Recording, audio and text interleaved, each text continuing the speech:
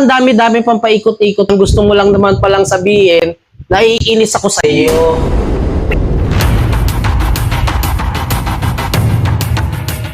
What's good about being in essence is to be able to accept the truth behind what you feel.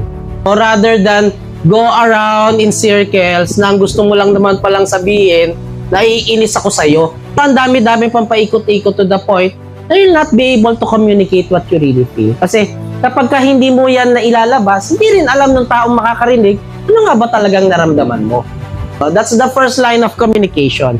Being in essence, it's a practice of congruency.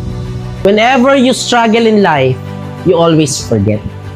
Kaya the moment na umalis ka sa struktura, magugulat ka, hihilahin ka ulit ng buhay. Magugulat ka, na-stress ka ulit.